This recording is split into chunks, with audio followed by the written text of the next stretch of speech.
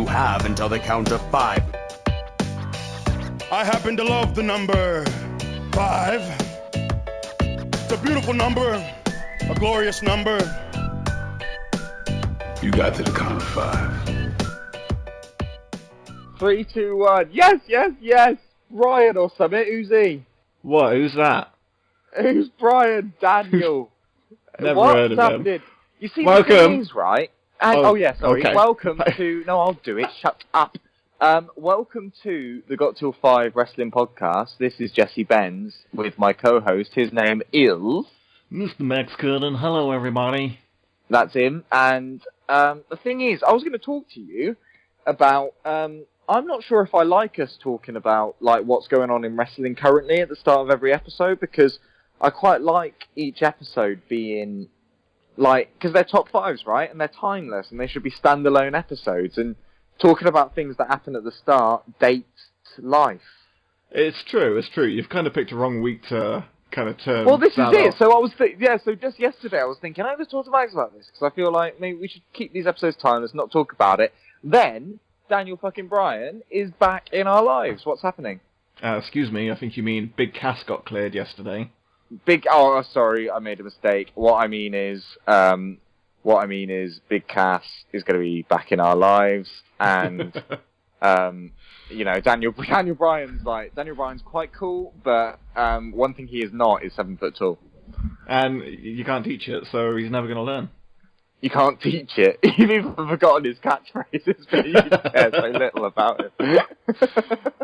Oh, what was he? What was he? What's he gonna do? I know. He's got nothing. Oh, poor Cass. Sorry, mate. Cass. Daniel Bryan's coming back. Daniel Bryan, right, cleared, apparently, according to Big Daddy Meltzer, cleared an hour before it was announced online, which means that him getting physical at the end of SmackDown last night was a real last-minute thing. Yeah. And he nailed it. He did. It was the same... I was watching it earlier, and it was the same reaction. Remember when Sami injured his shoulder in his entrance? Mm.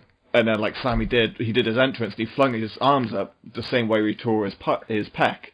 When Daniel Bryan was doing his corner drop kicks, of course they were safe, and he did them well, but it was just like, oh god, just cringing every time he went anywhere near his head. Yeah, but you watch him bat and it's like, gee, like, the man's so good. Like, been away from the ring for 2 years. He was just perfectly falling and, like, angling his shoulder on the bottom rope to rotate himself. It was just perfect. You could see how careful Kevin and Sami were as well. None of their kicks even came remotely close to connecting. The super kick was, like, a foot away. Can you imagine if they'd, like, concussed him or something last night? That would have been... I don't want to say it would have been funny, but it would have been really funny. It would have been funny. It's so weird. So, like, the euphoria of Daniel Bryan coming back is insane. It's ridiculous. And it's one of those things that we all wanted it, and we're all so happy that he's back. And then you take a second to pause, and you go, wait a minute. Is this something we're going to look back in 5 years and go, they really shouldn't have cleared him? He made a mistake, and they made a horrible mistake. And now he has a dead wife and child. That's the extreme. Dynamite Kid or Chris Benoit. Those are our spectrums. That's what we got to work with. Exactly. Well, Dynamite Kid, what did he do? He took his niece and broke both of her legs for insurance purposes. Well, yeah. Which is not great, but it's better than murder, probably. At least you got a bit of cash out of it. Welcome to this podcast about wrestling, not how to do insurance scams. No, well, Dynamite Kid, it didn't work out well for him. And the irony is, he's only got one leg now, so joke's on him. Karma's a bitch, isn't it? Yeah, your karma run over my dogma. Well done. I need to tell you something that I wanted to save till on air, if that's okay. Oh god, you finally out the closet? I'm so happy for you. Funny. So, last week we did top 5 WCW World Champions, didn't we? We certainly did, and we nailed it. It was a good episode. I did really enjoy that one. How were the ratings on that episode? Because our last WCW one didn't do great. This is what we need to talk about. So, the first WCW episode we did was our worst episode ever. This is now our second worst episode ever. Oh no, why do people hate WCW? People hate W. Just let it go, Jesse. So from here on out, WCW is banned from the podcast. No, you can't do that to me. Max, we need to talk about Kevin Nash. The people just... no one remembers, Jesse. No one remembers.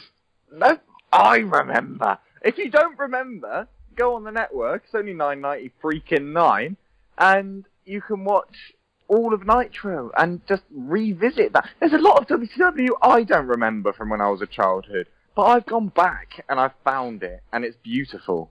And just be brave. Just be brave, humans. Go back. Some of Bobby the Heenan's best work was in WCW. There's just so much good stuff. I'm so angry. We are doing... Look, things come in threes. Oi, shut up. Things come in threes, right? So we need one more WCW podcast. I was going to give you one until you told me to shut up. Oh, right, because you're the boss. Is that how this works now? Yes, clearly. Do you want to fight? Do you want to go? Yes, I want to go. Do you want to go? No, it's... okay, we'll do a third WCW podcast, but if it tanks, that's it. Okay, I'm going to work really hard. You're going to promote the shit out of that one, aren't you? I'm going to promote this shit. I'm going to do my best. I'm going to try really hard, and I'm going to make it the best effort. I'm going to get all of my friends and family to listen. That's 4. And I'm a lonely boy. And it's going to be great. It's going to be good. Okay, we'll leave that for now. But if you can do it next time, that would be great. But thank you for everyone to tune in. We will go back to Daniel Bryan in a bit, and then there's Japan Cups, and there's Rousey, and there's lawnmowers to discuss. There's a lot going on today, Justin. We don't have time for it because you're late to this podcast. Well, technically you're early because we're recording a day earlier than we normally do. Exactly. I'm like 22 hours early, so shut up. Yeah, alright, fair. But you are 2 hours late.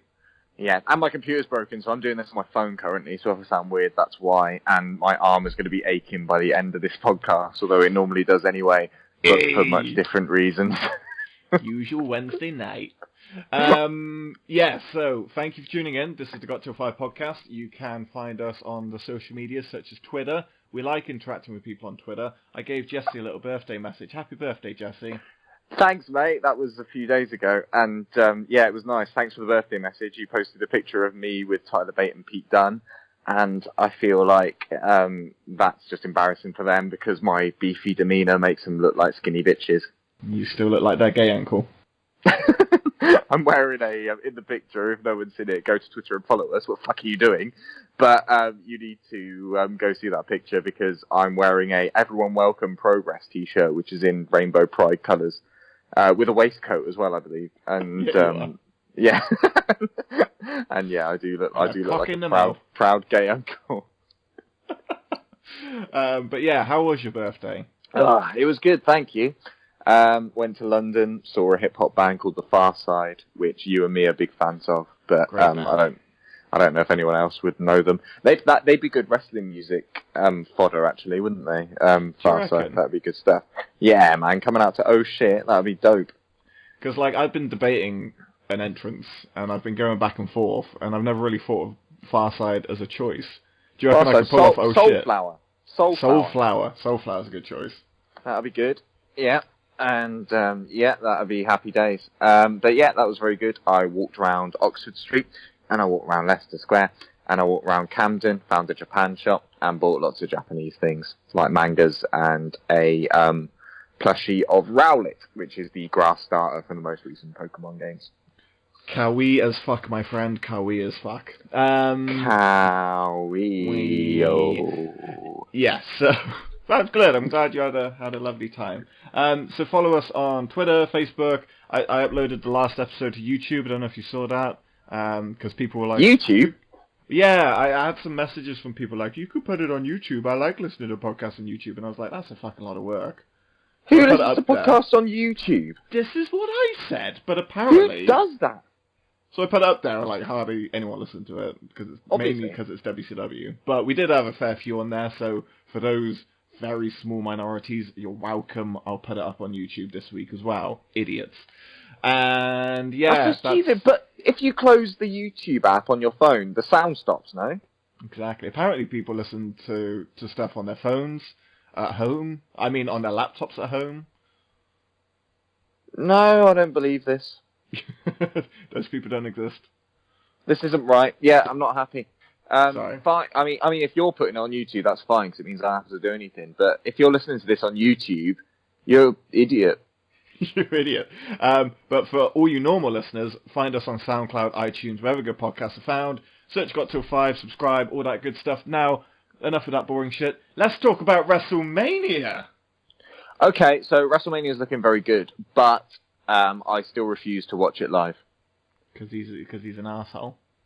It's not because I'm an arsehole, it's because WWE have been an arsehole to me for the last 2 years now, and they need to have a consistent track record of good shows before I once again give up an entire fucking night of my life just to watch something that might end up being rubbish. And taking a day off work the next day and sleeping through that day off that I've taken, all for now. They're really going to miss you. Ah, you shut up. But it's a fair... Is You're that like- not a fair argument to not You're waste like my those time people on who are like, I'm going to delete Facebook, and it's like, who gives a shit? I'm not like... yeah, it's like... Oh, just so everyone knows, I'm about to delete all my friends. So, if you read this, you're one of the chosen ones. It's, I don't want to be one of the chosen ones. Screw you.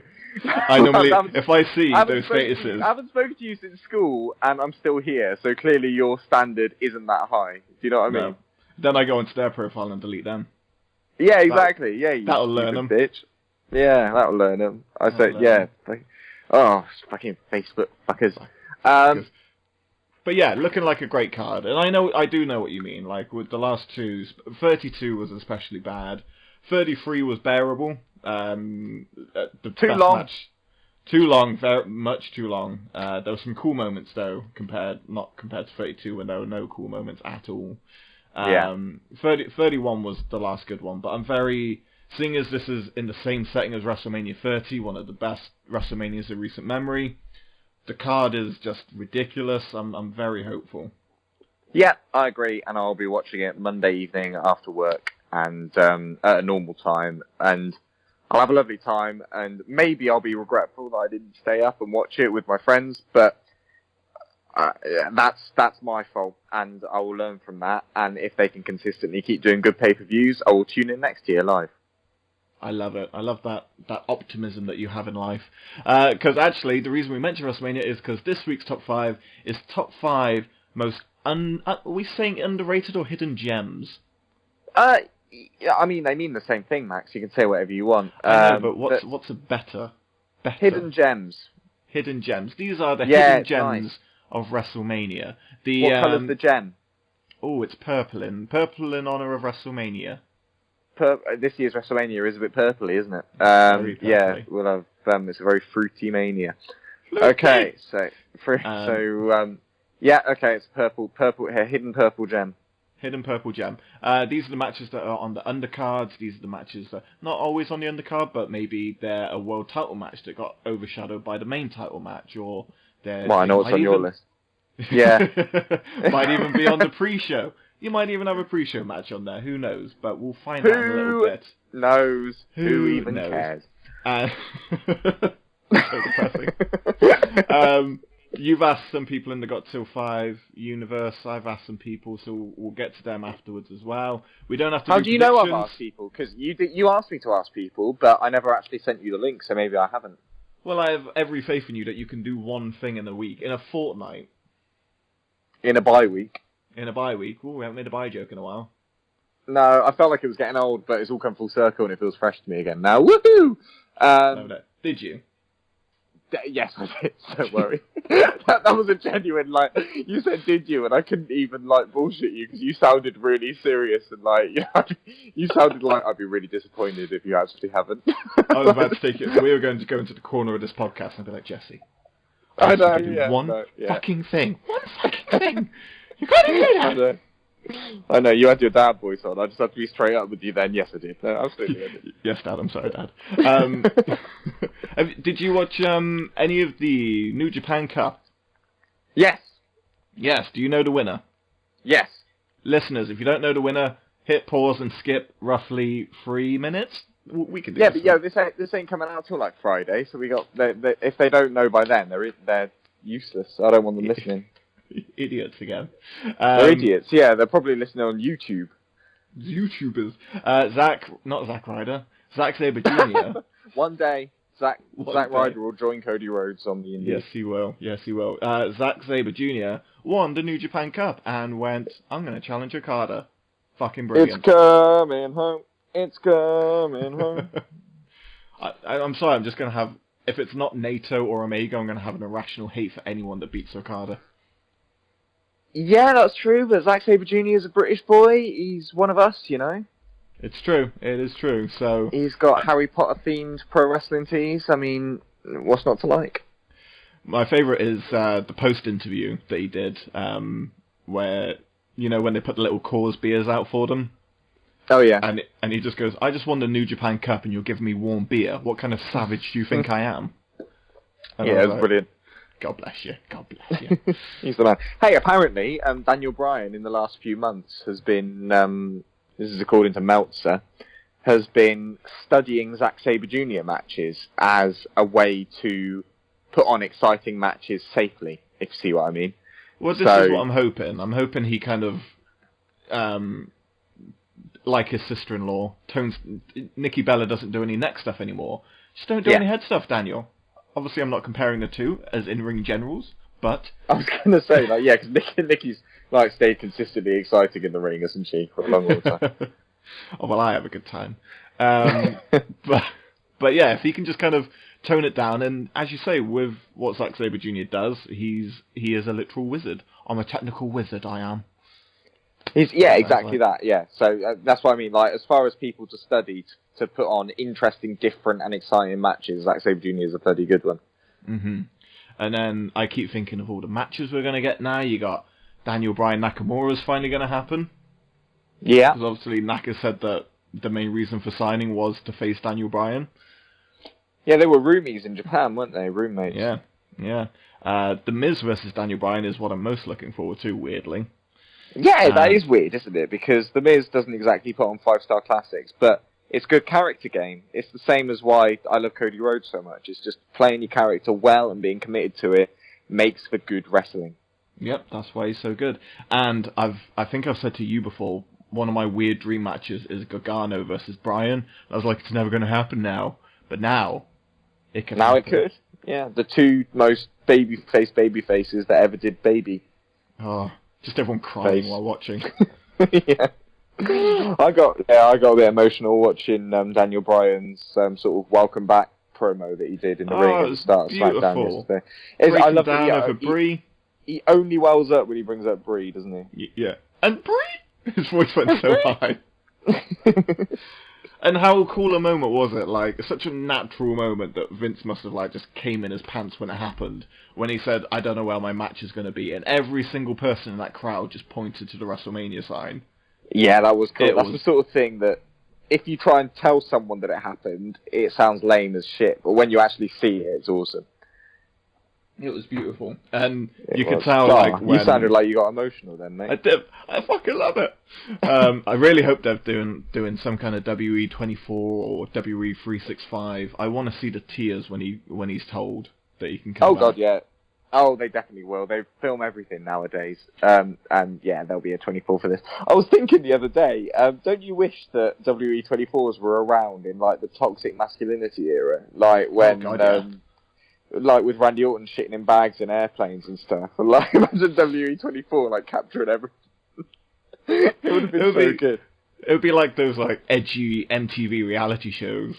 Yeah, when JBL did like the goose stepping when they did the house show in Germany.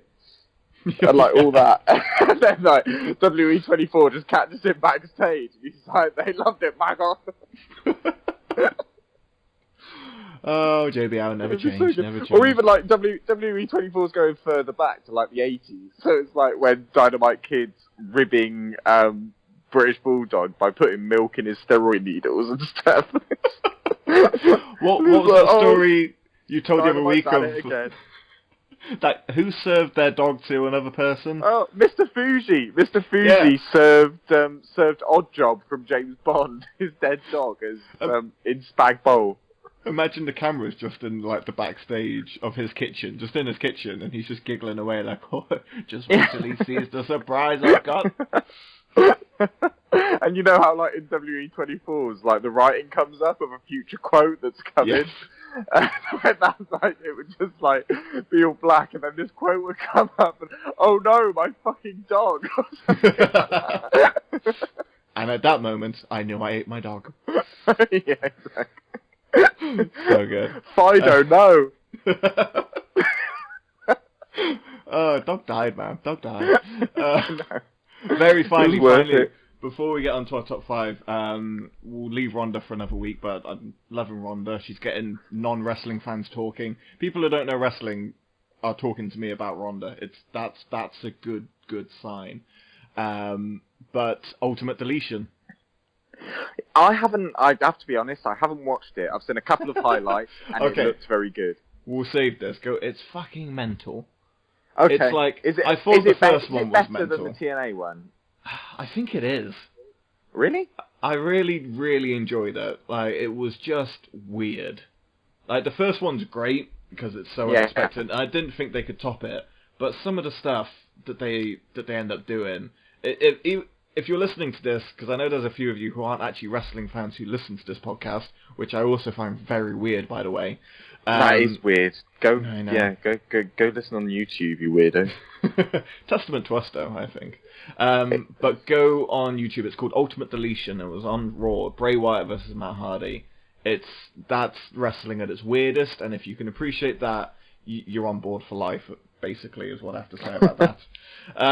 But now, top 5. It's why we're here. Is that going to be our last discussion, like our last wrestling discussion? Because I do agree with you, actually. Do you? That's a refreshing change. I just like to fight. We could fill these 20 minutes in a much more interesting way, or not even have it at all. We could just have exactly. our top 5s. Yeah, exactly. Like, because I mean, if people want to go back, so we've done like, I don't know, like top 5 best women's wrestlers or something, and someone's like, "Oh yeah, let's listen to that. That's wicked." Except they've got to put up with us chatting for 20 minutes at the start about something that happened months ago that isn't even relevant anymore. Do you know what I mean? It's a very good point. Okay, unless something major happens, we will not discuss wrestling news anymore. I think so. I think Daniel Bryan is worth bringing up. Like, but other than that, like, it has to be something big. There'll be like maybe one big thing that we mentioned from the fortnight. Well, this is quite nice. This is our 6-month anniversary. Let's change up the format. Hey, that's the point. Yeah, let's do that. But just before we dive into our top 5, then 1,000 motherfucking followers. Fuck yeah! Yeah, we Right? haven't actually talked about it. We've just sort of tweeted about it, but we have the magic 4 digits on Twitter, bitches. Looks good, right? So thanks, humans. Looks like we know what we're doing. I know, yeah, those 4 digits. That's when you start getting taken seriously, isn't it? When you got over 4 digits. Yeah, I liked it. We were desperate as shit on that day because we wanted to do it that day for some reason to hit 1,000. And like, we're just begging and pleading. Like, please, just It was follow us. shameful, really. Yeah. It was, but, yeah. But it worked. I know, I've lost, I don't feel like a man anymore, but now I do, because now we've got our 1,000 followers, and 1,000 it's followers, lovely man. stuff. Cool. That's good stuff. Anyway, yeah, so next thanks everyone for doing that, but it's top 5 time. That's why you follow us, that's why we're so bloody popular. Boom! Let's smash this! So, we're talking about hidden gems at WrestleMania. Boom! Let's smash this! So, we're talking about hidden gems. Such a man's man. Right, fuck it. Let's play the drop. Here we go. Drop that beat, yo. 5, 4, 3, 2, 1, 0. Are you ready? Oh, hell yeah. You fans can stick it, brother! Who's your daddy, Montreal? Tell me he didn't just say that. Me! Woo! Gene! And there it wasn't. There it was. We're talking about hidden gems. We've explained what hidden gems mean. I hate this list, and I hate you for picking this list. So Why? What's wrong with it? It's great. It's a great list, but the problem is it's too good a top 5 to do. So I've got 5. I've also got 6, 7, 8, 9, 10, 11, 12, 13 matches I'd like to discuss this evening, please. Oh, for God's sake. Well, you could briefly mention the ones that aren't in your top 5, because I need to sleep at some point. Okay, cool. But let's get cracking. It's top 5 time. These are the hidden gems of WrestleMania. Jesse Benz, kick us off with... Oh, wait. Every week, every bye week I do this. I get ramped up. Yeah. I get ramped up. And you forget about the drop. Throw it in, and we need a drop, because if we have a crossover, we don't want to repeat ourselves, Jesse Benz. We don't want to do that. Of course we don't. Why would anyone want to do that? So, this week's drop, pre-production meeting right now. What are we doing? I feel like it's got to be Daniel Bryan related. Oh, okay. Can we do a monster from his package before WrestleMania 30? Does he say a monster? No, he doesn't, but it's in the song, and it's less than 10 seconds long, or whatever the rule is, so you can do it without getting sued. Fuck yeah, Imagine Dragons. Yeah, exactly. So all it is a monster. That's all it is. That's all you want. That's your WrestleMania theme this year. Okay. Which is the best... No, it's the second best package they've ever produced for WrestleMania. What's better? Better is The Rock Stone Cold My Way at WrestleMania 17. Oh, no. Daniel Bryan's is much better than that. I will give you every ounce of sweat. No, fuck off. No, sorry. The whole rise of Daniel Bryan throughout that year is and the way they encapsulate that story in that package is far superior to Rock Stone Cold at 17. You're so wrong, it hurts. Oh, I'm sorry. You can't beat Daniel Bryan's underdog story. Anyway, sorry. I will go on to my number 5, shall I? Please do. Okie dokie, piggledy pokey. My number 5 is way back from WrestleMania 21. Ooh, no, we're clear. We're clear, no monsters. So actually, honestly, saying this, I don't think we're going to have a crossover. No, I agree, actually. But we'll see. And again, like, maybe you'll have one or I'll have one, and the other one will go, that's not underrated. Like, everyone knows that's wicked. What are you talking about? This is true. But we'll see. From WrestleMania 21, the year after it all began again, we have Randy Orton versus The Undertaker. Yeah, solid choice. Yeah, right? Really good match. And Randy Orton had freshly turned heel again, after a very failed, forced babyface push from SummerSlam 04 to just after the Royal Rumble. And Bob Orton had come back in his cast, and he was managing Randy Orton. And Randy Orton went for the streak. And this is the first match where someone is taking on The Undertaker with the specific objective of beating the streak. Mm. So it wasn't really a thing at this point, was it? No. So I've looked into this. The first time it was mentioned is The Undertaker versus Triple H at WrestleMania 17.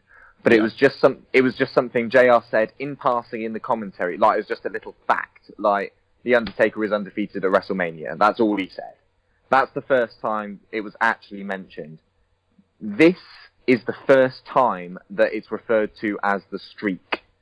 And the first time that it's a real thing to beat The Undertaker at Mania. And that was obviously a thing up to WrestleMania 30 from here. So Randy Orton was the first one. Randy Orton was the first one to actually try and break the streak. Wow. And so I thought that was quite interesting. Like a reason to sort of get it in here, because it's quite historically significant.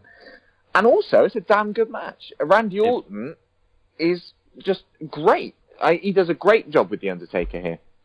Yeah, he really, really does. I'll always remember the chokeslam into the RKO. Yeah, fantastic spot. Great spot. And yeah, they just work so well together. And the match finishes, and I believe it's a spot that The Undertaker and Edge did a lot. I certainly saw them do it on a house show. But the match finishes with the first time I've ever seen this, where Randy Orton goes to tombstone The Undertaker.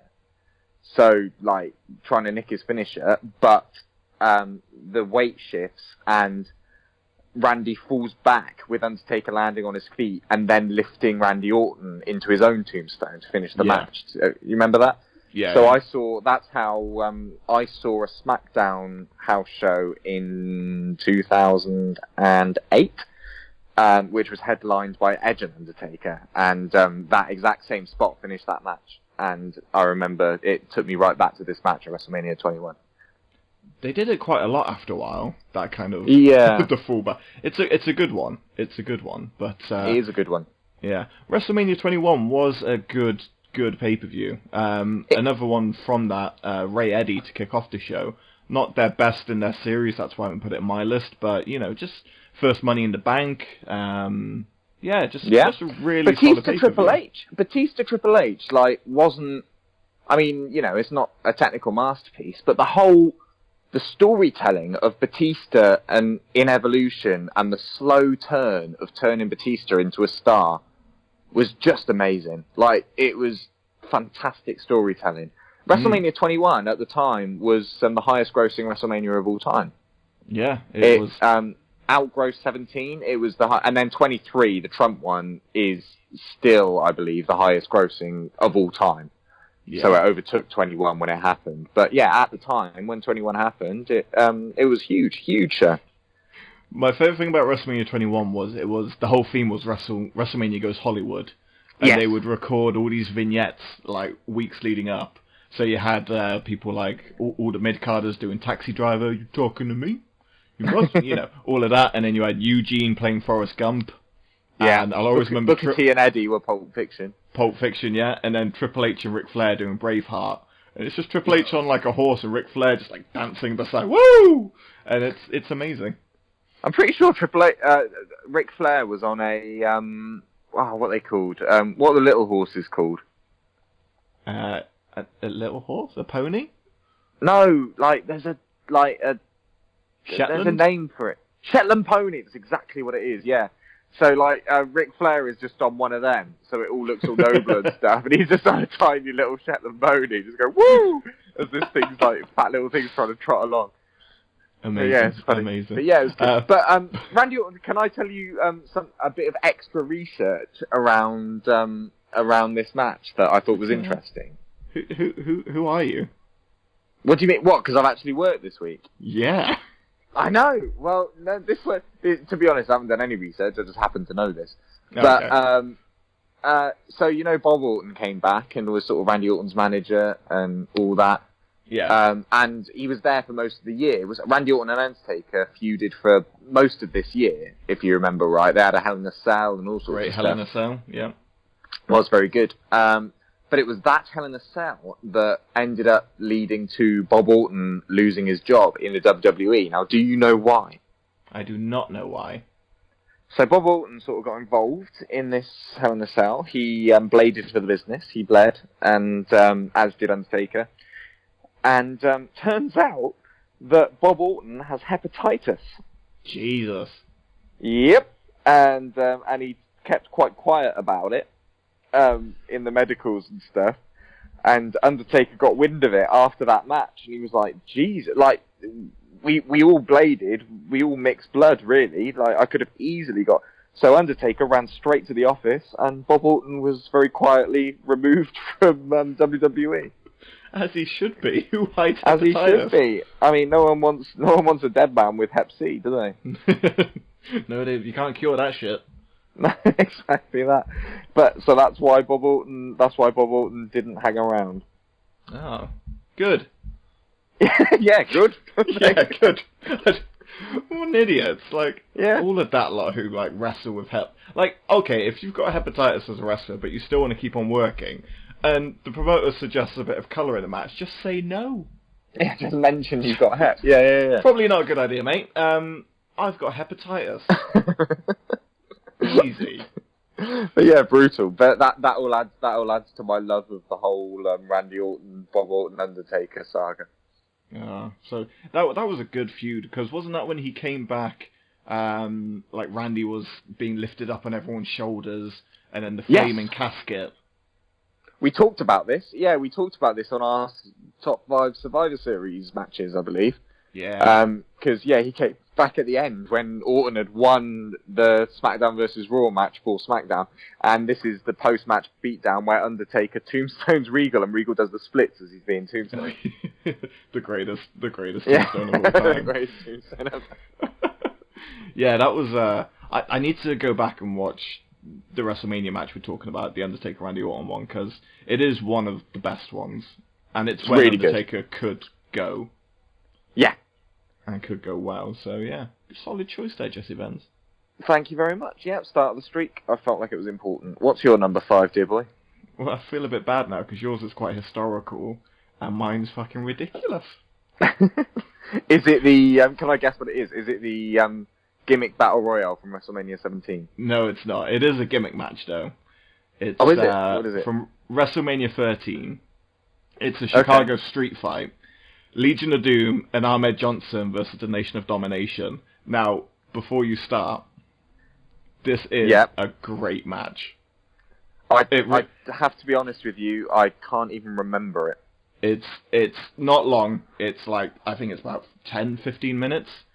Right, well, that's quite long for some matches. Yeah, and it's probably the most, like, you know when they say they're having a street fight or an unsanctioned match and it's very, very choreographed?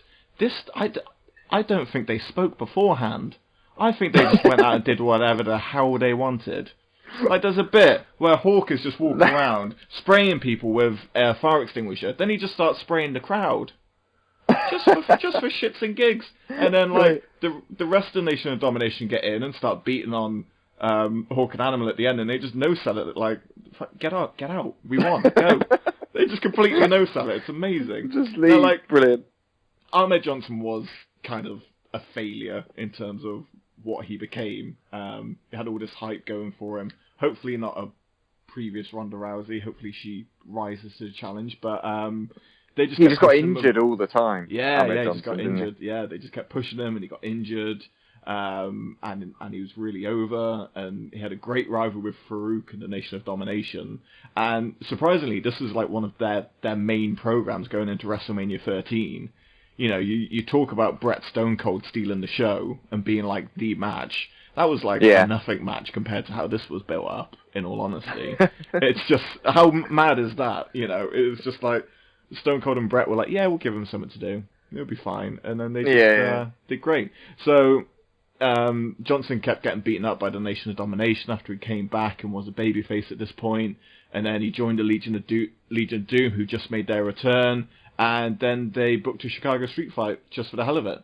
And it was Hawk, Animal Johnson, Farouk, Crush, and Savio Vega. And it was just wild. It was chaotic. It was brutal. There were, like, everything, even a kitchen sink, like, everything was involved in this match. So, like, if you want to just watch a stupid, violent match, which is kind of lacking sometimes when it just feels very choreographed, this is it. And that, unfortunately, they did kind of continue it past WrestleMania, which made it shit, which is why I'm imagining a lot of people have forgotten about it.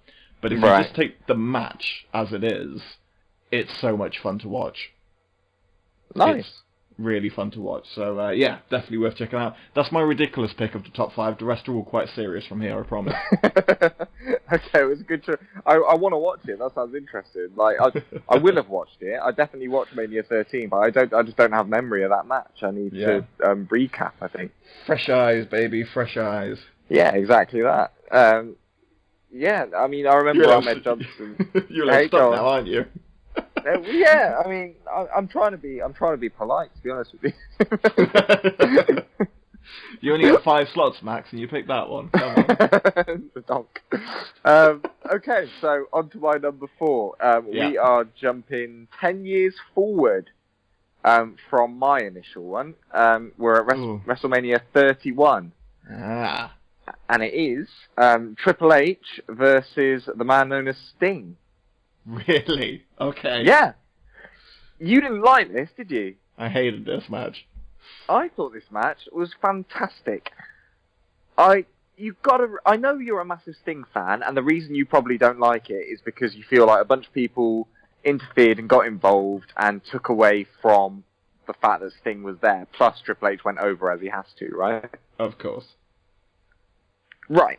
So, Triple H going over was a bad move. I do agree with that. No, I think Sting should have absolutely won this match. It's ridiculous that he didn't.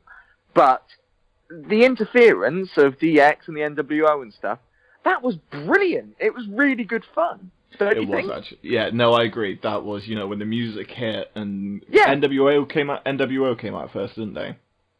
I DX? can't remember off the top of my head. But yeah, when the NWO music hit, and then you had Scott Hall strutting out and X-Pac, yeah, it was cool. And the super kick, Shawn Michaels appearing out of nowhere and super kicking Sting. Yeah, exactly. Sorry, I just remembered something that happened today. Quickly about X-Pac. So I was at work and wrestling came up because apparently that's all people think I'm interested in. It is. Clearly is. I was speaking to a guy and he was like, "Yeah, I used to love wrestling. My favourite was X-Pac." And I just went, "I'm sorry, what? Your favourite wrestler was X-Pac?" And he went, "Yeah, I loved X-Pac. Suck it." And then he walked away. Suck it. Bobby calls X-Pac Rat Boy. So whenever he's on telly, there's Rat Boy. Yeah, go on. Sorry. Yeah, DX, Shawn Michaels super kicking Sting. Brilliant. Yes, that was wicked. Shawn Michaels in his hunting gear for some reason, but he still hit Sting. He was hunting a crow. Yeah. That's very good, wasn't it? And but no, I think it was good fun. And you got to remember that Sting, as much as we love Sting and how fantastic he is, the dude at this time was 56, right? Now, that's the same age that Ric Flair was when he had his final WrestleMania match. Yeah. Now, I know that looking at Sting and looking at Ric Flair, like, Sting has abused his body a hell of a lot less. Although, having said that, going back to the mid-2000s, somehow Ric Flair had abs again. Have you ever noticed that? No. Like, between like 2003 and 2006, Ric Flair suddenly had abs. Like, he was still flabby, but he had abs again. So Flabby I think abs. there was... Yeah, flabs. So there was... I think there was a doctor somewhere that was very happy with his work. not that I want to judge anyone or anything, but anyway, Sting was 56 years old dude, and these interferences, I think, aptly covered for any of his shortcomings, and even though he lost, it still made him look amazing, I think. Yeah. To the point where he comes back later on in the year and challenges Seth Rollins for the WWE title, and it doesn't feel unrealistic or silly that someone like Sting is doing that because he had such a strong showing at this Mania despite losing. Don't you think? Yeah, no, completely. And I enjoyed it. And the and an added thing, I really like WrestleMania 31 in general, and I think a big part of that was a lot of people moan about it, and I can see why they moan about it with Undertaker and Bray Wyatt, like their entrances and stuff. But I really liked that it was in daytime and it was outdoors. I thought it looked different and it was quite cool. It's true. Normally I hate the outdoor sets because it's just men in pants outdoors and it's really weird. WrestleMania 24 was that was the first outdoor Mania, and it was just really jarring to go from like constant indoors to just it was weird. But that one I really liked, especially because it stayed light like all evening. Undertaker Bray was unfortunate, but by the time it got to the main event, when it was Brock and Reigns, it was night, and it gave that match a special feel. Like it was the main event, and I thought that was really cool. Yeah, for some reason that pay-per-view just worked in the daytime. Yeah, I completely agree. I thought it looked great. It was just cool, I thought. Yeah, I do love that Mania. It holds a special place in my heart. I have a WrestleMania 31 in my ones that didn't make the list, but I'll save those until the end. Intrigue. But yeah, solid choice. I was obviously not happy because of my boy did not succeed in the way I was hoping him to. But you're right, it was an entertaining match. It was a spectacle. It was, as much as you could say, it was like, bringing up the past again, and WCW versus WWE. It was fun to see everyone kind of come back, and that's all that match should have really been. It shouldn't have been a 20-minute wrestling classic between the two. Why would it be? Exactly. Yeah, it was just good fun. And WCW never goes over WWF. We've learned this. Ever. I feel like, I really hope that Sting was like welcomed into the building and everyone was like so nice to him and Vince gave him a big hug and all this stuff. And then after they go out and Triple H beats Sting, he just goes back and like no one, you know how they're always clapping after each match, like in Gorilla, like no one's there. When Sting goes back, it's just dead, and like all the doors are locked, and the only way you can get out of the building is the fire exit. That's like the only way. Just Vince and Gorilla being like, hide, everybody hide, he's coming, hide. Just him behind his like rolly chair. He's just got nothing. I Sting own got WCW. nothing. Sting just like had to leave out of a fire exit and hail a cab, and like that's how he got on with his life. In his torn off like face paint. Yeah, he's like, he couldn't even get into his dressing room to change. Where to? Anywhere. Yeah, anyway. WCW, please. Take me to 2001. Oh, too good, too good. Oh, lovely. So what's your, what are we on? Your number 4, is it? My number 4, yes. No crossovers Yeah. as of yet. This is probably one of my favourite underrated WrestleManias. Never gets any credit as being a good Mania, but I love this Mania. WrestleMania 27. 27, that was Miz Cena headline, wasn't it? No one remembers. I could list this whole card in his top 5 and everyone would go, yeah, don't remember that. Yeah, I think I agree with you. Yeah, but great. Actually, I have 2. One is, I had to pick between 2 because I don't like having 2 from the same show. But I went with Randy Orton versus CM Punk. A fantastic match, I agree. Good Jesus, was this a good match. It was just, so good. Like, I don't think you've got any WrestleMania 27 matches in yours, do you? I do not know. Okay. My other pick was Cody Rhodes versus Rey Mysterio. Nice, yeah, actually, no, you're right. Yeah, both. That's a very good match as well. Very good match, yeah. You're right, again, so underrated that they didn't even enter my mind when putting together this list. But, now that you mention them, great matches. Yeah, the Edge versus Alberto Del Rio was a lot of fun. You had a 8-man tag team match. Undertaker, Triple H, no holds barred. This was their first. This was before Hell in a Cell. And Miz versus John Cena. Miz having probably the 3rd best promo video for WrestleMania.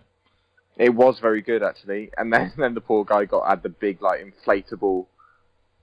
Oh, yeah. What is it, like, awesome inflatable balloons or something that came out, and it's like, the poor guy, he doesn't need that. He had a concussion, he doesn't remember any of it, so... Yeah, fine. that's true. Yeah. It's fine. But CM Punk, Randy Orton, this was around the time when CM Punk was the leader of New Nexus. And Punk, it's a really long feud, this one. They packed a lot into it. They always seem to with Punk. So Punk costs Orton his match against The Miz, which is when Miz becomes champion. And then Orton retaliates by taking out all the Nexus members. And this was punting in the head era Orton, which is one of my favourites. Me too. And the reason that Punk did all of this was because Orton punted him back in the head and back in Unforgiven, and he couldn't defend his world championship and had to vacate the title. They actually put a lot of thought into this one for such an undercard match. I was quite surprised. So then the anonymous Raw general manager scheduled a match between Punk and Orton at Mania, and then the general manager, I'm doing air quotes that you can't see again, Orton would have to face each one of the new Nexus members leading up to WrestleMania. If he lost to any one of them, they'd be allowed to be in Punk's corner. Really cool little like thing that was going on. He beat all of them, so they were all banned from ringside, and to make sure he punted them all in the head afterwards. Which naturally, I mean, you would. as you would. Punk ended up distracting Orton during a WrestleMania Rewind match because he had Orton's wife, as you do, and he lured him to the parking lot and beat the shit out of him with a wrench, right to the kneecap. Good. So he beat him with a knee. And normally I don't like matches where it's all just focusing on a limb part. I find those matches quite lazy and a bit dull when you just focus on a body part and it just goes from there. But this one worked out really well, and Orton sold that like a champ, his little knee injury. He would actually struggle to do moves. Scoop slams would be difficult. It was really good. But just in general for this match, it was a case of there was no title on the line. It was just them going at it to see who was better, and Punk pretty much had it in the bag and was like working over the leg loads, and the best finish ever. Punk goes for a springboard forearm, whatever he used to do. What did he used to do for a springboard? Forearm. Yeah, I think so. Yeah. Sorry, AJ is just kind of taking that moment. So he goes for a springboard, and Randy catches him and hits him with an RKO, and it's just beautiful. That was like the first time Randy started doing his surprise RKOs out of nowhere. Yeah, awesome. And it made me really happy. There was a lot of other stuff going on the card, as we mentioned previously, so this match was literally a middle undercard match. That was it. But I feel like it's the best match of both of their WrestleMania careers, personally. Really? Yeah, Over CM Punk Undertaker? Yeah. I think this match, 29. like, the psychology, just everything they do in this match is so perfect. It's so good to watch. I absolutely love it. Absolutely love it. So, definitely one of my favourite WrestleMania matches. And favourite WrestleManias. But that's just me being weird.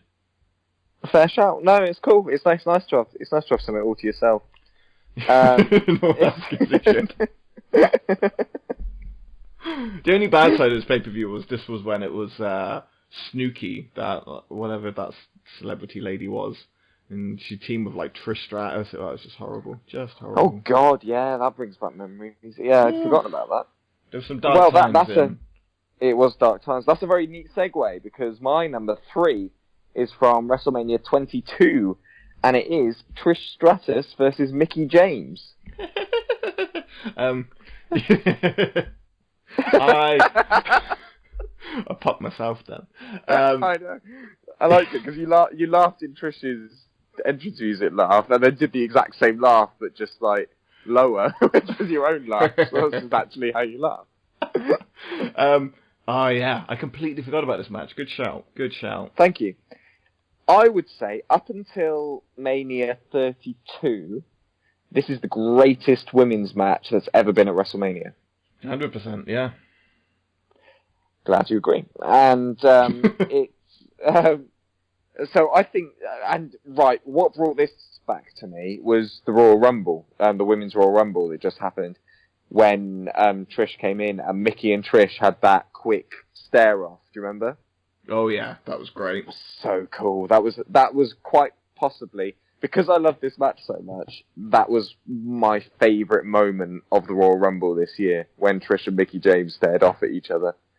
It was just wicked. And this match was so good. Mickie James played her role as crazy stalker bitch so good. Like, do you remember the build-up? Oh yeah. She'd like kidnap her and tie her up and try and be like, it was mental. Well, she didn't do it to Trish, but she was kidnapping Trish's friends and like other divas at the time. And Mickie James. So she sort of debuted as number one Trish Stratus fan. That was who she was when she debuted, and then it just took a dark turn. She became a stalker. And yeah, this match is fantastic. They both work exceedingly well. And then there's the bit that you will not see if you watch it on the WWE network, because it's been edited out. But we saw it because you and I watched it live together. When Mickie James, Trish sort of grabs Mickie James to do a bulldog or something. And Stratisfaction. She was going to hit Stratisfaction. Yeah. And Mickie James decides to place her fingers into Trish Stratus's crotch, forcing Trish to repel away from her. And Mickie James takes her fingers in the international sign of oral vagina. Sex. Yeah, of vagina sex, lady. and run her tongue through the middle of them. And the crowd went wild. It was a beautiful moment that we shared. Vince McMahon was livid with that, apparently, when they went backstage. Like, because she just did that on the fly, and Vince was pissed. Fucking brilliant. One of the loudest pops of the night. Mickie James did a fantastic job doing that, I think. She did. It was very, very sexual. Because, the whole crowd were just there going, maybe Mickie James and Trish are going to let off. This is going to happen. So they were popping loud, but that was the inner monologue of everyone. It was the style at the time. It was. which was the style at the time. And Trish had an onion in her crotch, which was the style at the time. 2 Mickeys for a nickel, you'd say. two Mickeys for a finger, they'd say. And but it was besides that, it was a great work, and the crowd were really into that match because not besides that. This adds to it, Max. Don't try and skirt around it. This makes it a better match. It's true, but the crowd were into it anyway, without the overt finger licking goodness that happened. But that's the WrestleMania moment. That's the moment. That's the moment for Jesse Benz. But I was trying to think of before that a one-on-one match. I think it was like China, maybe WrestleMania 18. But after that, no, her last Mania was 17 against 17. That was it against Ivory. So up until that point, I don't remember a one-on-one between 17 and 22, and I don't remember a one-on-one after 22. WrestleMania 20 had Victoria and Molly Holly, which is a pretty good match. Oh, yeah. Where Molly Holly got her head shaved afterwards. Yeah. WrestleMania 19 had the triple threat with Trish, Jazz, and Victoria, which was a very good match, I think, but I think Trish Mickey beats it. Yeah. It was another good Mania 22. They had a solid run from like 19, you could even say from 17 really, but from, that kind of new era of WrestleManias were really, really solid. Yeah, I agree. We watched most of them together, really, didn't we? I think 25 was the only one that felt like a bit of a letdown, but it also had Shawn Michaels Taker, which is one of the greatest WrestleMania matches of all time. Exactly, so, it's a weird one. And then I think after that, Mania started slipping for a while. Until, I would say 30 was one of the first show after that I enjoyed top to bottom. Yeah, consistently good that one was. Yeah. Definitely. Yeah, solid choice. I haven't watched WrestleMania 22 in a long time. I might have to go back and review that one. Oh, it's crazy. No, it's really worth doing, because it's such a weird... Just remembering where people were at the time. Like, Mania 22 has Booker T against the Boogeyman with Sharmell. That's a crazy match. Do you have any 22s on your list? I don't think I do, actually. Do I even have any of my selected ones? I do have, actually, one of the ones I was going to maybe put in was Mysterio, Angle, and Randy. For nice. the world title. Yeah. That was a good fun match. The crowd shit on Ray winning, but it was a good match. It was a good match. It was a bit too short for me. I didn't want Randy in there, to be honest. Like, you watch SummerSlam 02 and you look at Angle Mysterio and what they can do and how awesome that was, and that was Mysterio's first ever WWE pay-per-view. But and I'm think sorry. put those two in WrestleMania, that would be amazing. Randy added to the comedy side of the feud, though. The promos that Randy did, because remember, Eddie ain't in heaven. He's in hell. Down there. That's A-class stuff right there. Yeah, God bless Randy. And I believe around that time, or a bit before that, there was a moment where he put Undertaker in a casket and then ran it over with Eddie's lowrider or something that was like there as a tribute. So, rest in peace, Eddie. We love you. Never change, Randy. Never change. So 22 was solid. Do you remember like the random cover that they had? It was like John Cena giving a bulldog to Booker T, and that was like the cover for WrestleMania. That's still on the network now. And the main event was John Cena, Triple H, and Booker T was against the Boogeyman that year. So it makes no sense whatsoever. Yeah. That was the year that John Cena came out looking like a flasher with the big gangster jacket on. Oh yeah, but he looked like he was naked underneath.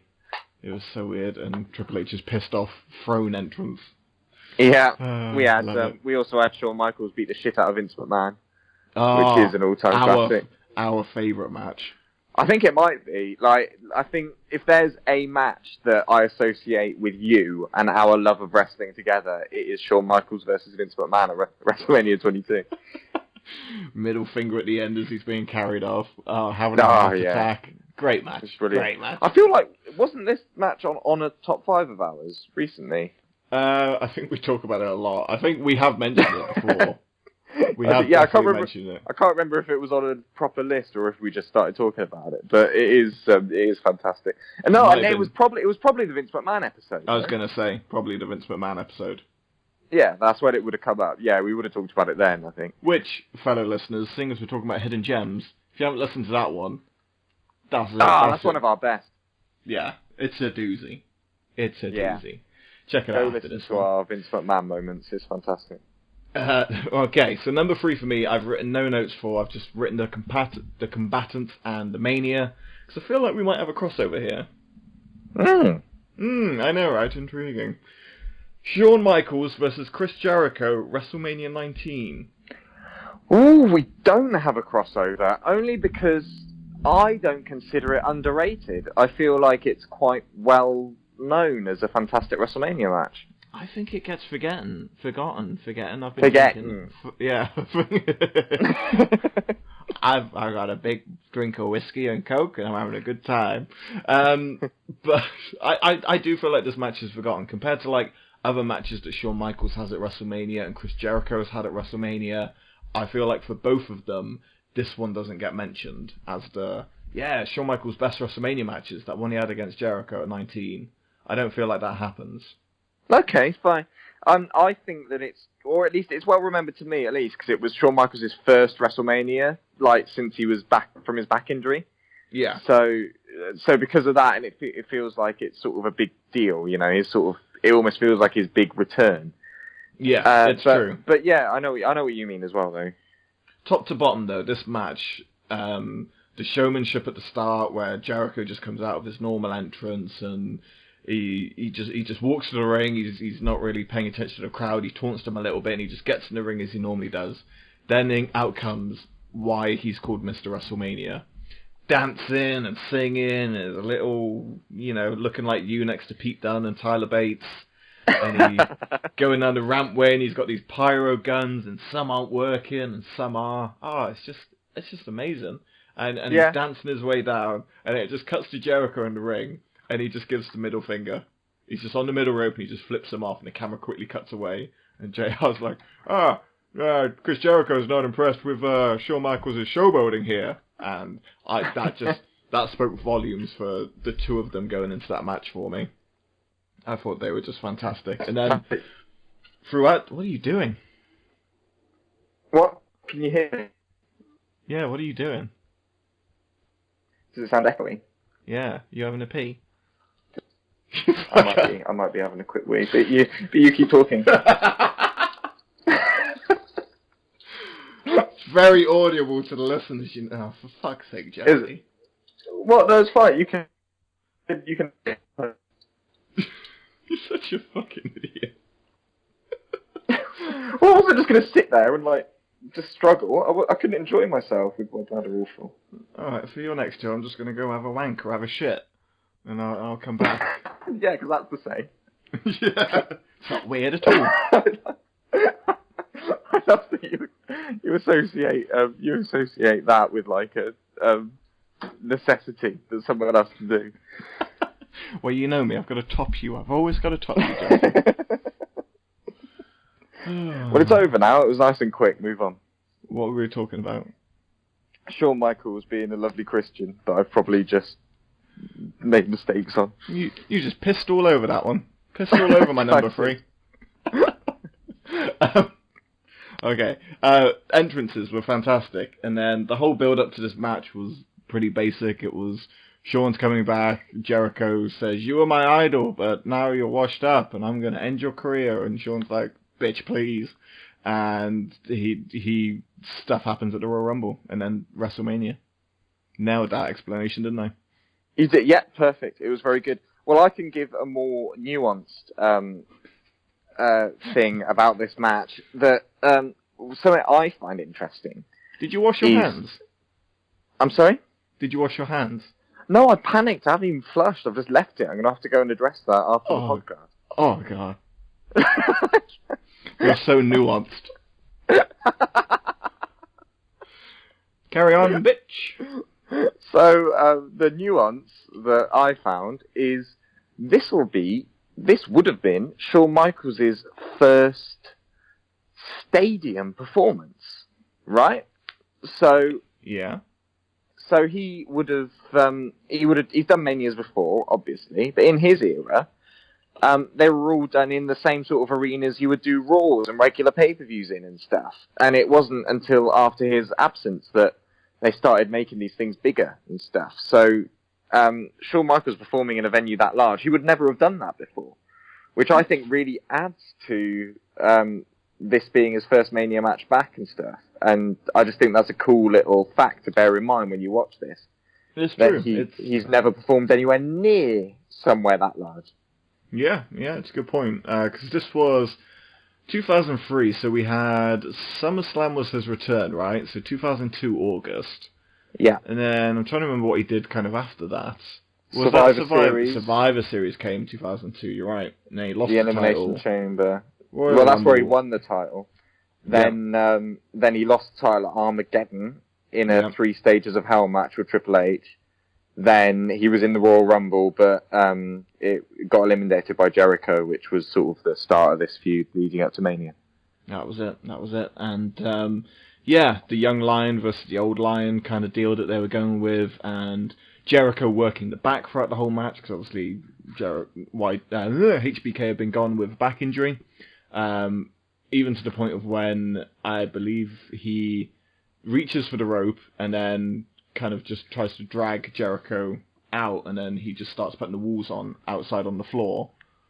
And then he puts the walls on outside, and so you're going to get counted out, and then he runs back in. It's great.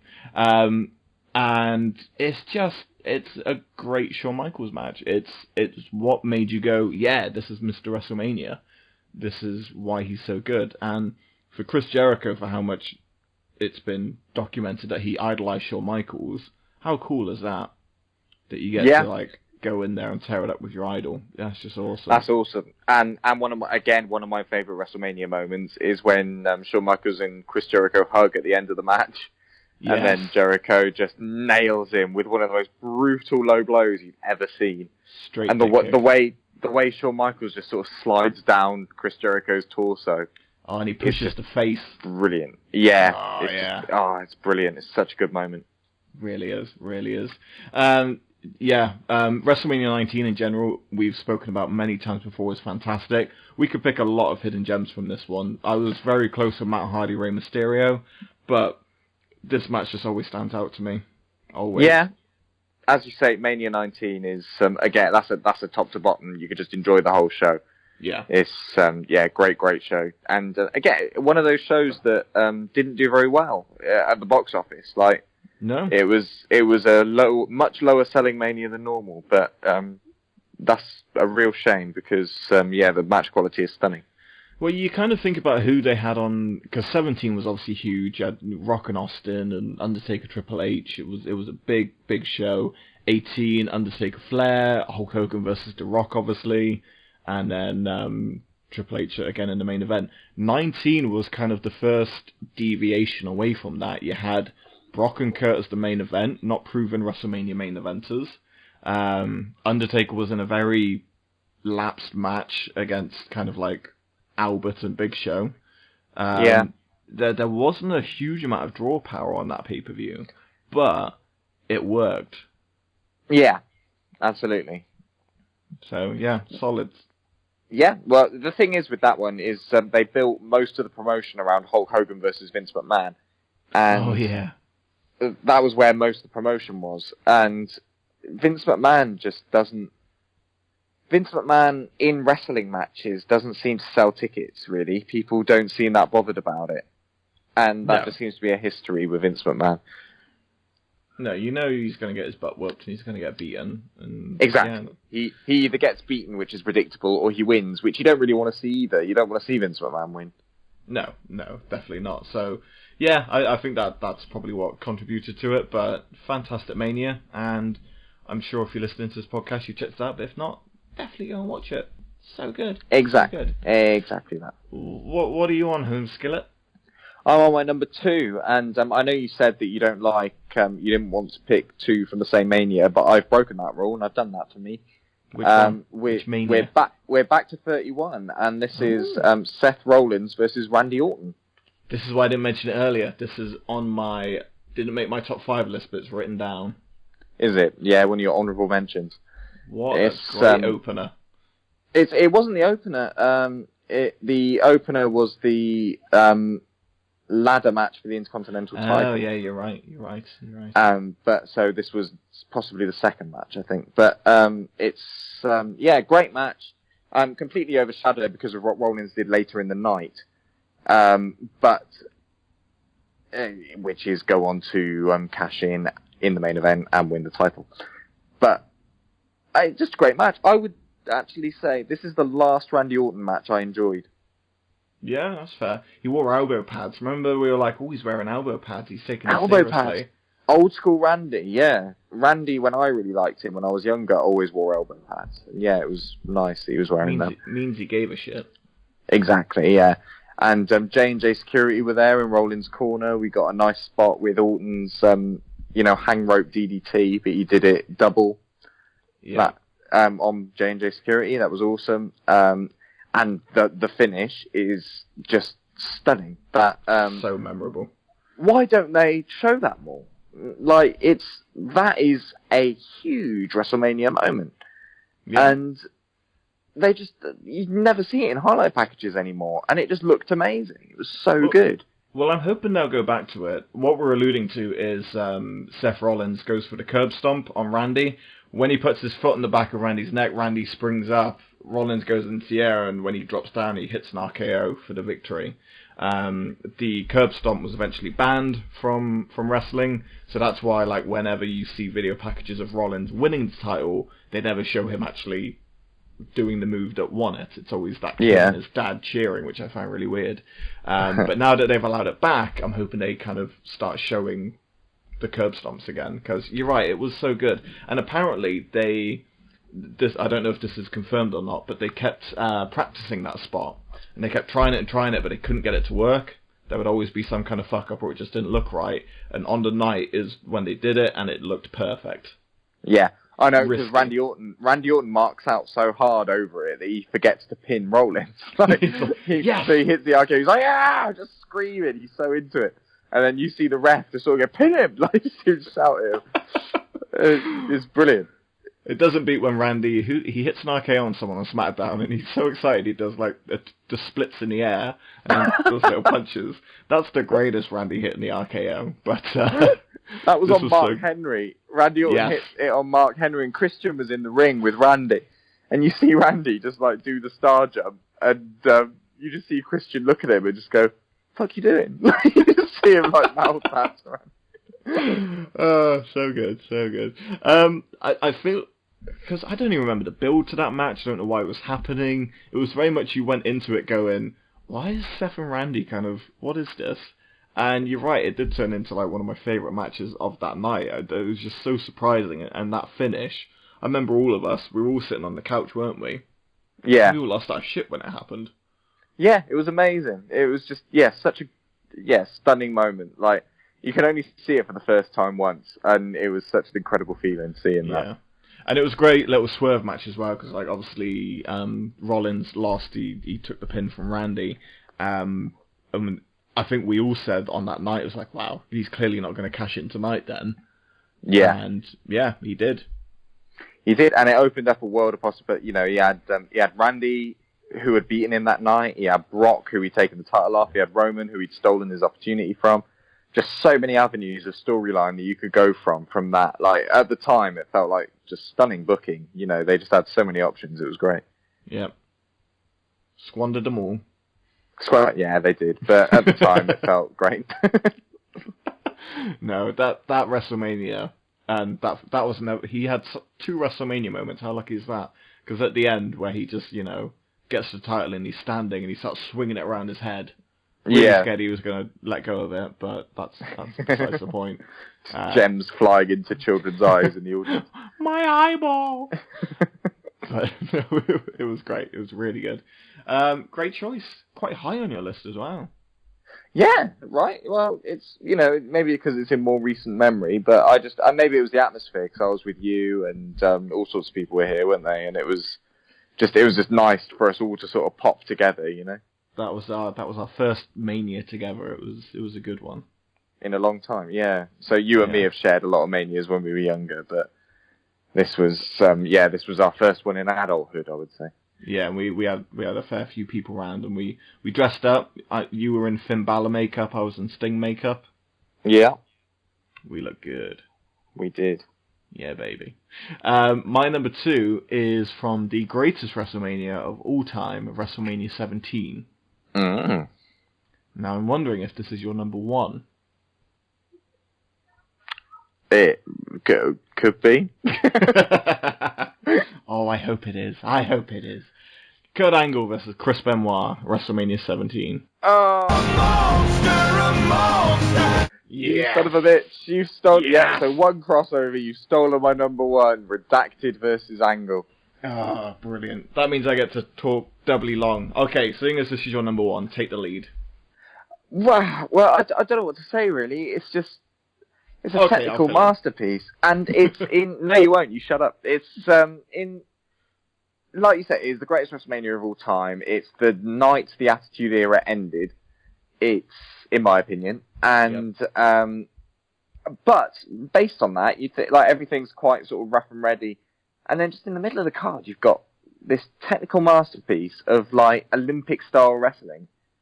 And the fans are just eating it up. They're just as into it as they are all the hardcore shit, as all the, Attitude Era style stuff. Just these two put on a fucking clinic. It's fantastic. It was ridiculous. And and it was so random, because I don't think there was any build to this. I think they literally just put these two, here's 20 minutes, do what you need to do.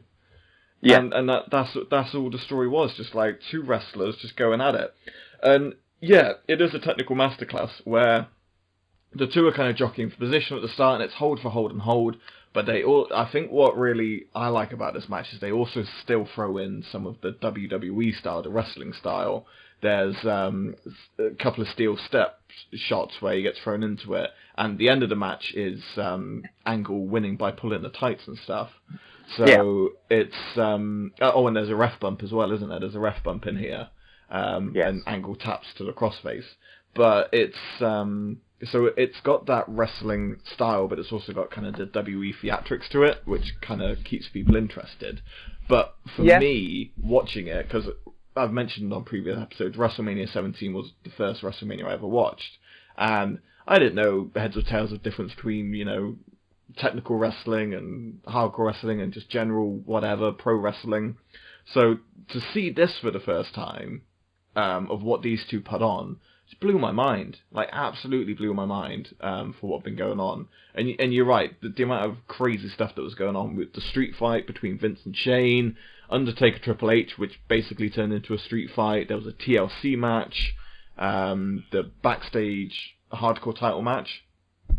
All of it, absolutely insane. So, as you say, to have this in the middle, to just be a wrestling match, and to have the crowd that invested, and me at home, and I'm sure everyone was just watching this, and you went, oh, so that's wrestling.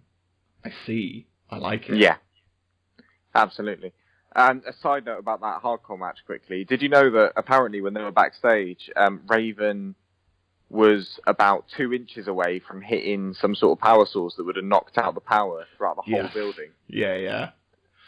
Can you imagine, in the greatest WrestleMania of all time, if that had happened? And he had taken out all the power. Yeah. Jesus. Good hardcore match, though. Yeah, fantastic hardcore match. And back to this match quickly.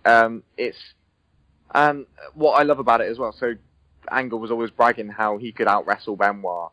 So they were doing all the Olympic stuff, and Benoit's getting the better of him every time. And then Angle's the first one that hits him with a closed fist punch. Like, just takes away the wrestling, which is just brilliant. The Olympic gold medalist, who's obviously playing heel, just pops him. And that's like a real sort of good bit of psychology, a good admission that, he can't beat him at straight wrestling. He has to hit him in the face. Do you know what I mean? Yeah. It's just great.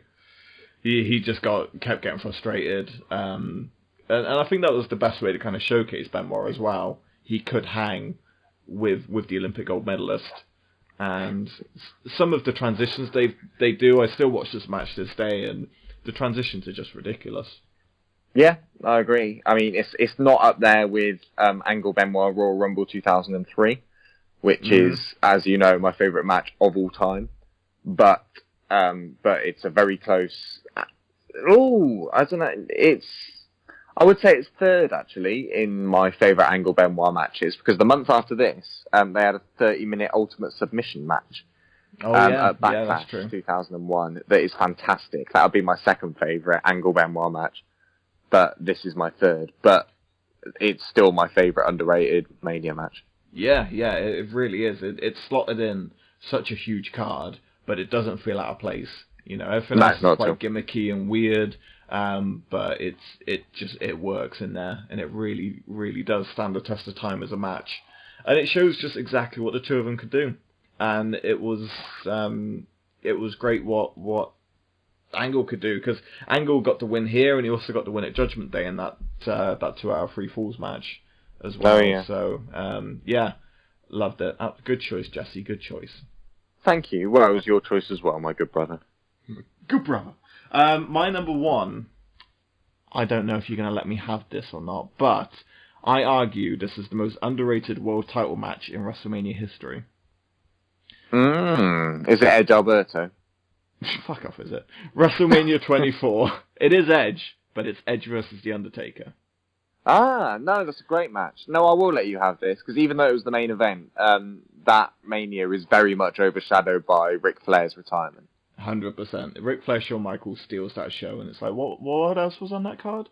Also, that WrestleMania, one I wanted to mention, JBL versus Finlay in like a street fight. That match is great. Agreed. A couple of people in the Milky Way universe brought that one up, funnily enough, which we'll get to after this. I remember watching it, because I think it opens the show, and it's quite barbaric and violent for two people who don't wrestle that style at all. Very weird. Anyway, it's great. And Hornswoggle comes back. Yes, and he gets thrown at JBL. Love it. So the main event is Edge versus Undertaker, and it's a shame that this match isn't remembered for what it is, because Edge always says it's his favourite WrestleMania match. It's one of my favourite WrestleMania matches, and when I remind people of it, they go, "Oh yeah, that was a good one." It's so good with its kind of back and forth pacing, and this is still when Undertaker could properly go, and he was taking some hard bumps and stuff outside the ring. There's some bits where Edge is like doing a baseball slide, and he's full on throwing himself into the barricade, and you're just like, "Whoa, watch the hit there, Taker." You're going to regret that in about 5 years, I promise you. And it's like the first time where you kind of felt like the victory could go either way, because I remember at the time Edge was undefeated at WrestleMania up to this point. Obviously not to the same spectrum as The Undertaker was, but he was still undefeated, and it was mentioned a couple of times that it was undefeated versus undefeated, and Edge was kind of adamant that he could beat him, and I believe anything Edge tells me. And he hits 2 spears, and the first spear you think, oh, another great spot is when Kurt Hawkins and Zack Ryder come out, and they get up on the ring apron, and Undertaker grabs Zack Ryder, who's on the apron, and Kurt Hawkins is on the floor, and he chokeslams Ryder into Hawkins. And I love it when someone throws another man at another man. It's the best thing ever. It makes me so happy. Man on man.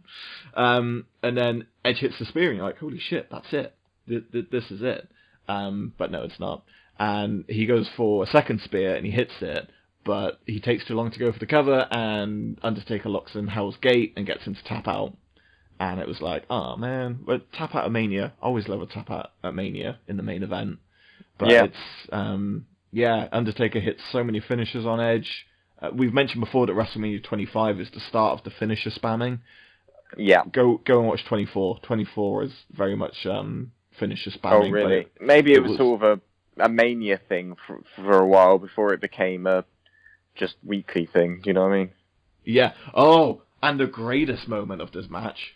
Okay, so let's not detract that this might not be Undertaker's like greatest match ever, but it's still damn good.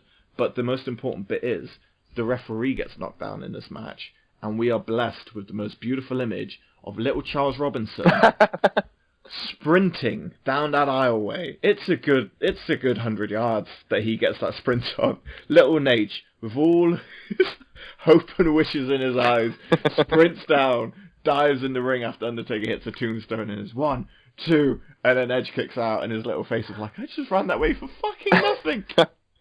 I've forgotten about that. Yeah, that was brilliant. Yeah, I remember seeing like Chariots of Fire sort of style gifs that people have made.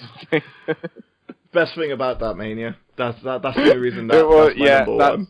Yeah, that might be my favourite WrestleMania moment of all time, actually.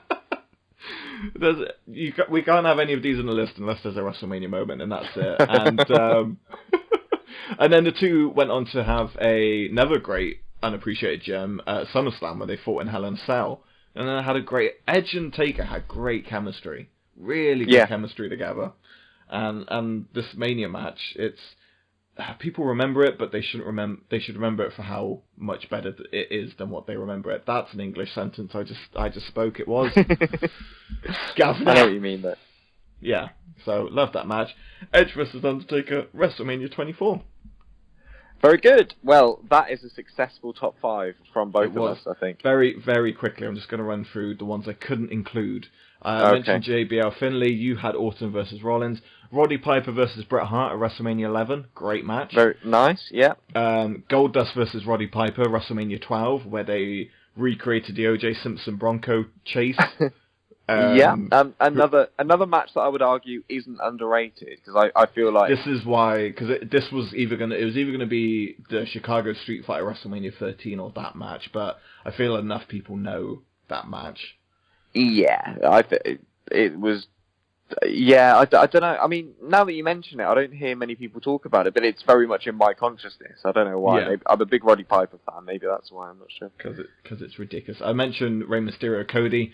Seriously, if none of you have ever watched that match, because it's WrestleMania 27 and you skipped a lot of it, go back and watch it. It's incredible. John Cena versus Big Show versus Edge at WrestleMania 25.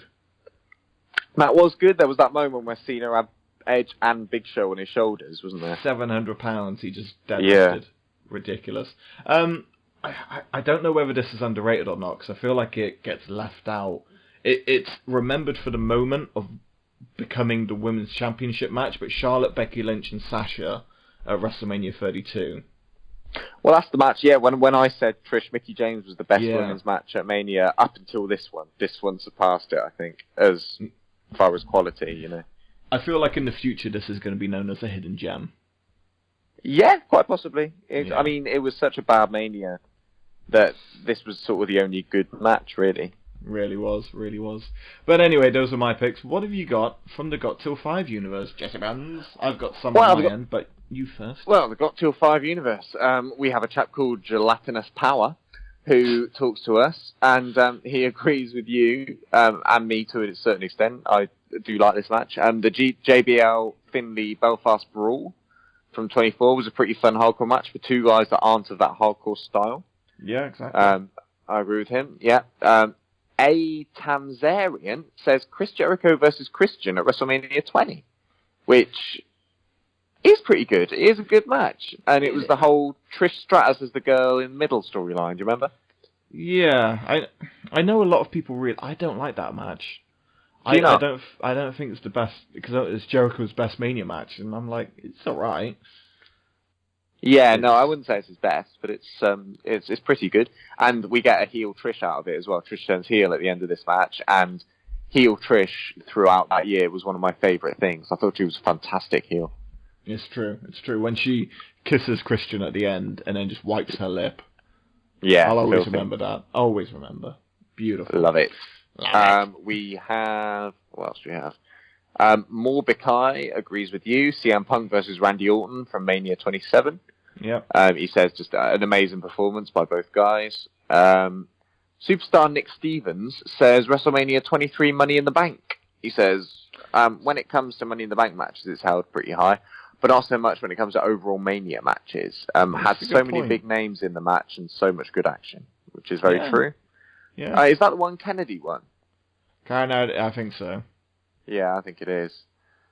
Very good. Someone says CM Punk versus The Undertaker, which is one of my favourite matches, but I don't consider it underrated. And he actually says, this is Baroque Lesnar, by the way, says it's not underrated. And And he also says Undertaker versus Edge.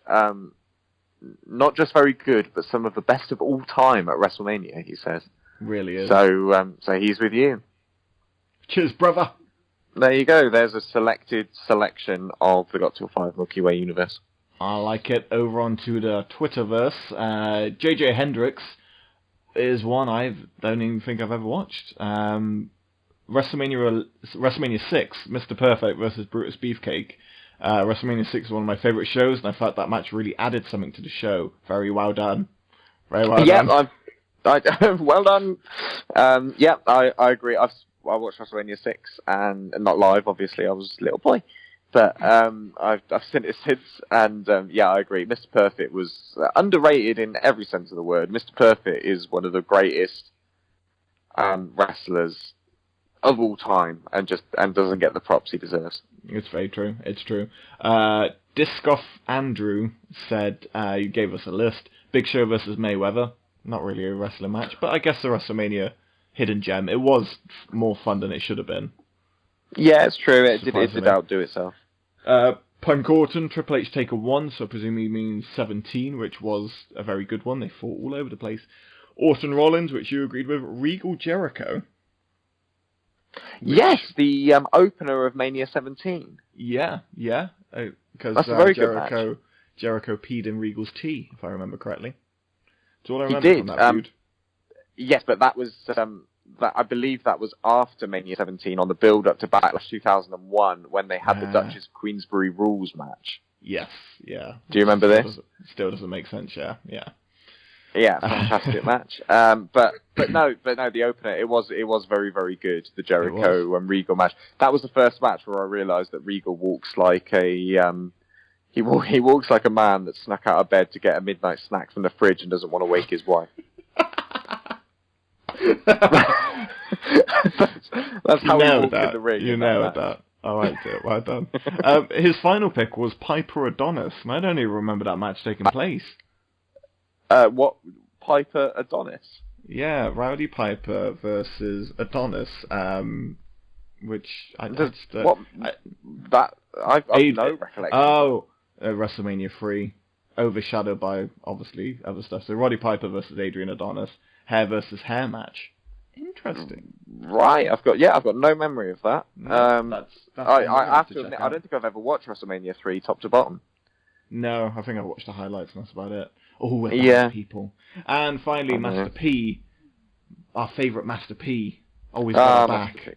He loved Bret Hart versus Yokozuna. Not the match itself, but the story told in that match was phenomenal. You're exactly right. Until Hulk Hogan ruined it. Thank you very much. Hulk Hogan saved it. Fuck off, did he? And he won the title. What's Hulk doing here? Fuck knows. Oh, Hulk. Did you see when the Ultimate Deletion was going on? Did you see his tweet? Yeah. What did he say? Like, I'm deleted? I'm deleted, brother. Yes, you are. I'm glad you realised. Oh, Hoagie. He'll be back. You might. Pray to God he won't be. So yeah, thank you for some of your suggestions there. You're very smart and intelligent. For those that agree with us, those that disagree with us, you're in the wrong realm, people. You're in the wrong realm. You're listening to the wrong podcast, or you're listening on YouTube. Either way, sort your life out. So that's it. What are we doing next bye week? Well, it's our last bye week before WrestleMania itself, so we're going to do our top 5 favourite WrestleMania matches of all time. Underrated be damned. It doesn't matter how popular they are. We love them, and we want to share them with you. Ooh, are we allowed to repeat any from this week? I'm going to say no. Fuck.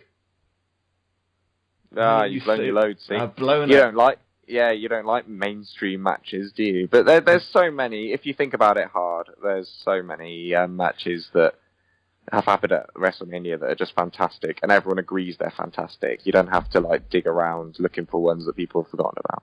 It's true. That's when you and me are going to have our crossover. You know what annoys me when we have one crossover? I have to go and find the audio. I've got to cut it down just for one, and it feels so pointless. Yeah, I'm sorry, but at least this is from a fairly popular song that you can find pretty easily. Yeah, it's true. So don't sue us, Imagine Dragons. Don't sue us. They won't. They're into it. They're fine. So yeah, thank you for listening to this week. Thank you for listening to previous weeks. This is the end of our current formats, but next time will be the beginning of a new format. Me and Jess are going to plan some shit to make it like a time capsule. I didn't realise work would be involved, but okay, we'll Jesse Benz, you don't know the can of worms you both are my friends. Oh, I'm sorry. There's going to be games and prizes. It's going to be great fun. So, happy 6 months anniversary. Happy 1,000 follower anniversary. Yeah, that's good.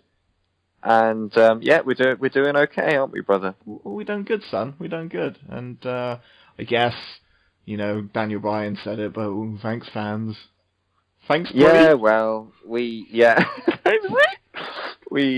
reiterate what Daniel Bryan said, and we are grateful for all of you as well. Brian was speaking for the Got Till 5 podcast when he did his promo. It's the only reason he's back. So let's see what the next 6 months brings. Obviously, we're hoping for many more top 5s, many more guests, many more segments. Whatever we decide to do, it's going to be a lot of fun. We might even start charging you for stuff because we want to make some money out of this. Let's not pretend that we don't. Yeah, maybe, but I sort of quite like that we don't get any money from this because it means I don't have to feel bad when I underperform. It's a good point, actually. That's why I've never bought a hooker. Just, you know. Yeah, exactly. Yeah, you don't want to. Yeah, just waste. So we'll be back in 2 weeks' time with our top 5 WrestleMania moments. If you listen to this podcast and you've made it this far, God bless you.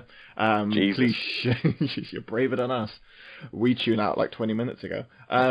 Please share it around, like it, tell your friends, families, neighbours.